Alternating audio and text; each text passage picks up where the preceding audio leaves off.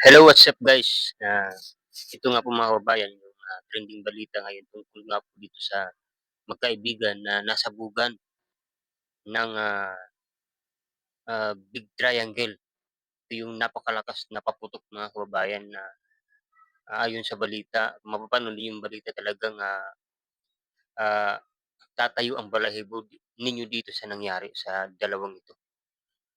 At ito guys, panoorin natin yung nangyari dito sa mga batang ito na edad 12 years old na nakapulot ng paputok. Ito po panoorin natin. Ako mga kapamilya sa Jose R. Reyes Memorial Medical Center dito sa Santa Cruz, Maynila. Dito nakakonfine ng isang 12 anyos na binatilyo na malubhang nasugatan matapos masabugan ng sinindihang iligal na paputok na ayon sa pulisya ay Big Triangle. Ang kaibigan nito na 12 anyos din ay hindi pinalad matapos magtamo ng matinding pinsala sa katawan dahil sa pagsabog. Kita sa CCTV ng Barangay 223 ang dalawang bata naglalakad sa kahabaan ng Abad Santos Avenue sa Tondo, Maynila. Kapag sinumi ng video, ay makikita ang isa sa mga batang may pasan ng hugis triangle na bagay. Sa kuha naman ng CCTV ng Barangay 224, maaaninag na tila may sinisindihan ng dalawang bata. Ilang sandali lang, nabalot ng usok ang magkaibigan dahil sa pagsabog. Nang lumapit ang ilang nakakita sa pagsabog, tumambad sa kanila ang kalunos-lunos na sinapit ng mga bata na ayon sa investigasyon ay kapwa 12 anyos lamang. Sa lakas ng pagsabog, naputol ang braso at binti ng isa sa mga bata na dead on the spot. Nagkalat sa kalsada ang mga basag na salamin mula sa mga kalapit na establishmento. Nabutas ang pader na yero ng isang parking lot at nagkaukari ng sidewalk kung saan sinindihan ang illegal na paputok. Bandang 8:20 po, may biglang sumabog, sobrang lakas po. Ako yung isang bata na duguan na, nasasakyan na, tinakbo na kagad namin ng ospital. Yung isa naman kasi, hindi na namin ginalaw, gawa ng talagang lasog-lasog kasi nagkaiwalay yung mga parts niya. So, hindi na namin siya ginalaw. Inantay namin yung ambulansya or soko na lang mag-ano sa kanya. Isinugod naman sa ospital ang isa pang biktima na matindi rin na tinamong sugat sa iba't ibang bahagi ng katawan. So yun guys, napanood natin na para talagang bomba na pinasabog at ang biktima ay nagkalasog-lasog ang katawan. Makita niyo naman mga kababayan na ah, naputol ang kamay, halos naputol din yung paa.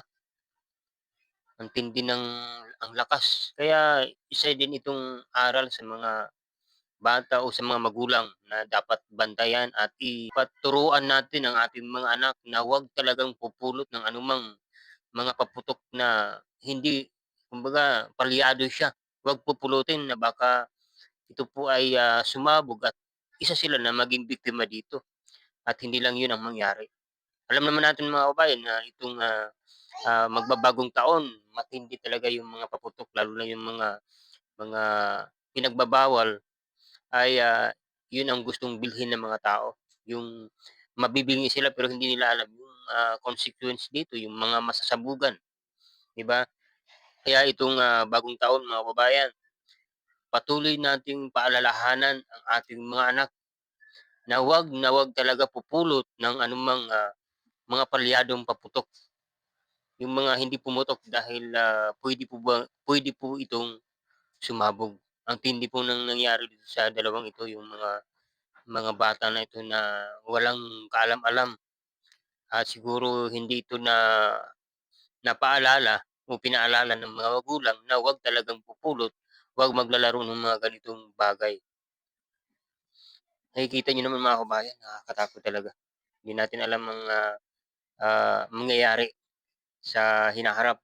Kaya mag-ingat tayo mga kababayan, patuloy natin paalalahanan ang ating mga anak. Yung mga anak ko mga kababayan, palagi ko itong pinapaalala na wag kayong pupulot ng anumang bagay, lalo na itong mga paputok, yung mga palyadong paputok, yung mga hindi pumutok dahil pwede ka ditong masabugan.